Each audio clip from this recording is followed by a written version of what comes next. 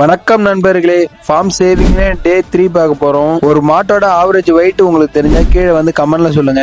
மனுஷங்க மட்டும் இல்ல, மாட்டையும் நம்ம சரியா பாத்துக்கலாம், அதோட நிலைமை ரொம்ப மோசமா மாறிடும். இந்த மாட்டோட ஓனர் வந்து ஒரே ஒரு வயசான ஒரு தாத்தா மட்டும்தான். அவர் தான் இந்த மாட்டை பாத்துக்கிறாரு. அவங்க வீட்டுல உடம்பு சரியில்லைன்னு 10 நாள் இந்த மாட்டை பாத்துக்க முடியாம மாடு வந்து ரொம்ப டவுனர் ஆயிடுச்சு. சுத்தமா அதால முடியவே இல்லை. அந்த கண்ணை நீங்களே பார்த்தாலே தெரியும். அந்த மாட்டை நாங்க போய் பார்க்கும்போது அந்த மாட்டோட நிலைமை ரொம்ப ரொம்ப மோசமா இருந்தது. அதே மாதிரி மாட்டை வந்து எப்பயுமே சிமெண்ட் தரையில கட்டாதீங்க.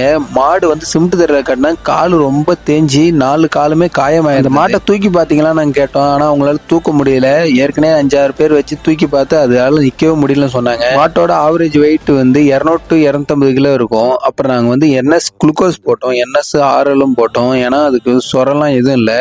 ஏன்னா கால்சியம் சத்து குறைபாடு இருந்தது. கால்சியம் இன்ஜெக்ஷன் ஒன்று போட்டோம், ஆன்டிபயோட்டிக் ஒன்று போட்டு விட்டு நாங்கள் வந்து 2 நாளுக்கு அப்புறம் கால் பண்ணுங்க, மாடு எப்படி இருக்கு தூக்கி பாருங்க, தூக்கி நிறுத்துங்க அப்படின்னு சொல்லிட்டு வந்தோம். இந்த வீடியோ பார்க்குற யாராவது கவு லிஃப்டிங் மிஷின் யாராவது தெரிஞ்சதுன்னா கமெண்ட்ல சொல்லுங்க. நான் வந்து உங்களை கான்டாக்ட் பண்றேன். நன்றி மக்களே.